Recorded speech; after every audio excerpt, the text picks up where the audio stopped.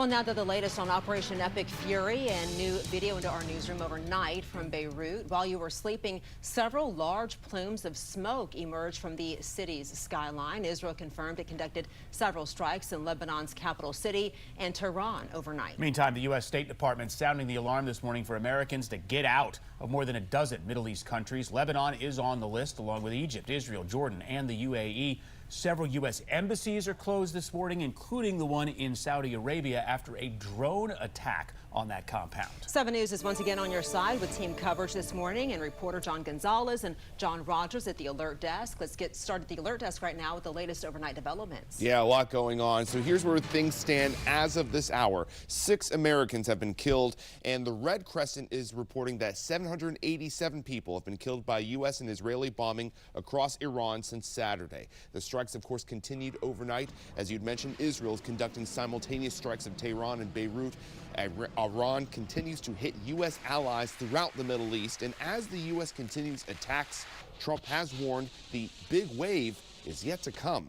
The U.S. Embassy in Saudi Arabia was hit by 2 drones as well. Now, the State Department has ordered the mandatory departure of non-emergency U.S. personnel from the region. And last night we learned that President Trump submitted a War Powers Resolution notification to Congress. He wrote the strikes were needed to protect our homeland and defend our allies. And this afternoon, the Trump administration will brief both chambers of Congress individually. So stay with 7 News for the latest. Well, as tensions escalate overseas, security is visibly increasing here at home. This morning, the U.S. Capitol is under heightened protection. Reporter John Gonzalez picks up our team coverage from there with what that means for the nation's capital. John, good morning.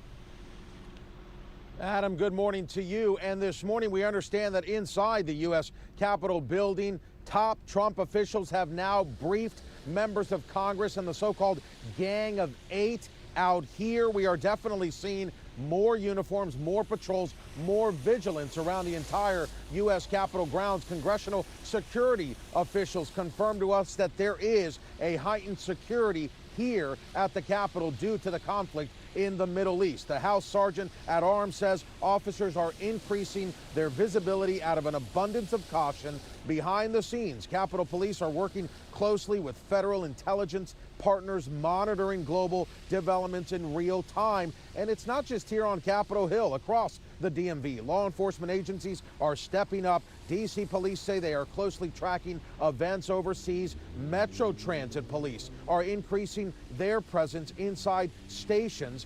In Prince George's and Montgomery counties, patrols are expanding. Now, U.S. Secretary of State Marco Rubio spoke to the media yesterday describing what he says was an imminent threat.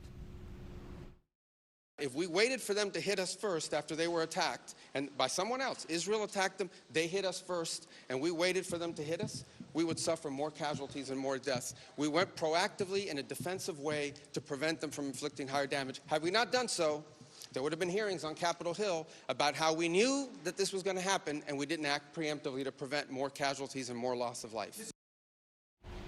Now, we want to be clear this morning. Authorities say there is no known threat in the United States this morning. Even so, travelers are being warned abroad. The State Department updated advisories for Israel, the West Bank, Gaza, and several Gulf nations, urging Americans to reconsider or not travel to the Middle East right now. Reporting live on Capitol Hill, John Gonzalez, 7 News.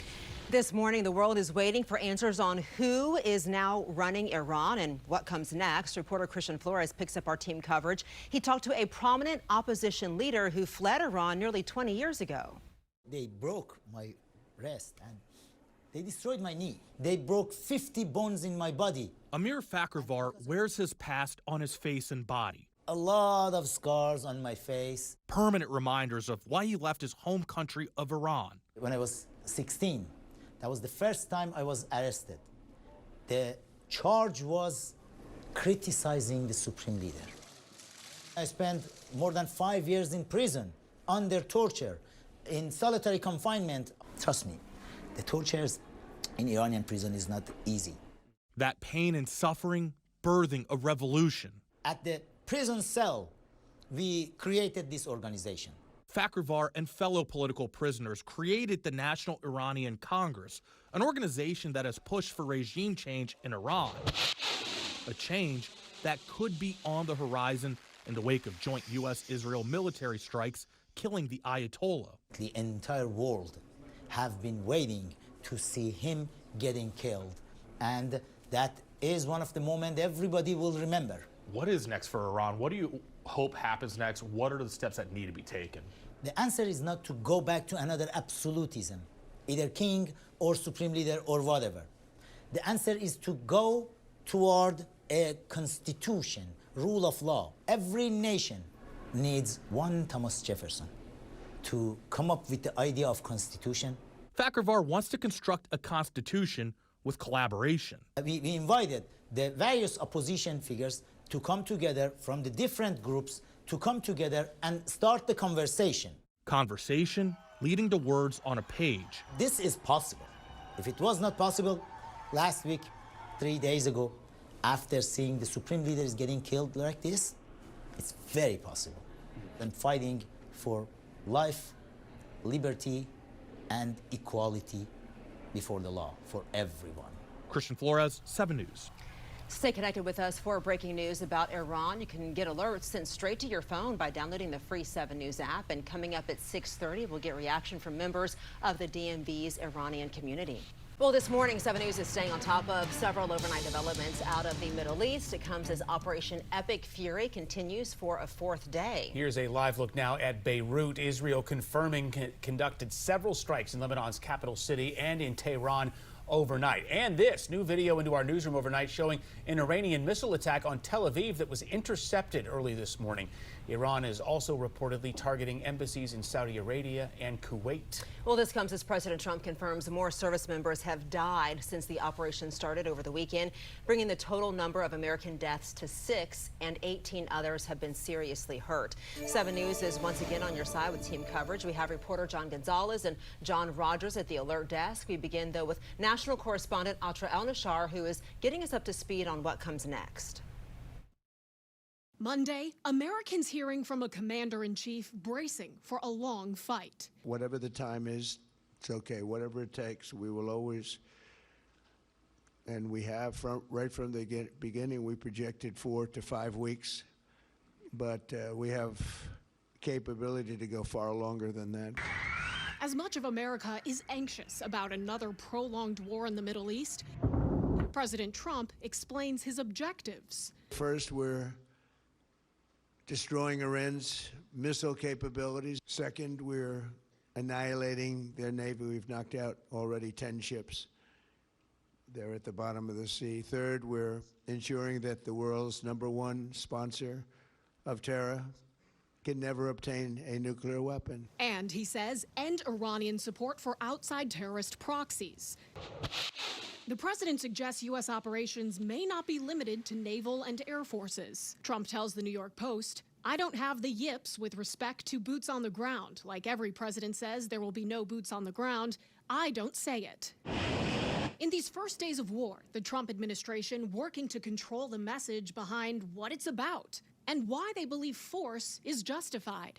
This is not a so-called regime change war, but the regime sure did change. Iran was building powerful missiles and drones to create a conventional shield for their nuclear blackmail ambitions. Iran has a message of their own as they launch counterattacks. The country's top national security official, Ali Larijani, says Iran, unlike the United States, has prepared itself for a long war. Iranian strikes aimed at Israel and U.S. military bases across the Middle East. Civilian buildings and infrastructure have also been targeted or hit, like this airport in Dubai and these explosions over the skies of Doha. The Pentagon confirms more U.S. military personnel and fighter jets are deploying to the Middle East and says Central Command is actively assessing its needs. At the White House, I'm Atra El-Nashar. I'm here at the alert desk with a late night message from President Trump on Truth Social. But first, some context. On Sunday, the Wall Street Journal reported that there are concerns that the U.S. may not have enough munitions in their stockpile to accomplish this mission in Iran. Well, last night, the president, he fired back with this post here. Take a look. He says that we have a virtually unlimited supply of weapons, enough that wars can be fought, quote, forever. He does point blame, though, towards what he calls Sleepy Joe Biden, former President Biden, saying that Biden gave much of our high-end weaponry to Ukraine and did not replace it. But Trump is stressing that the United States is stocked and ready to win big. Adriana?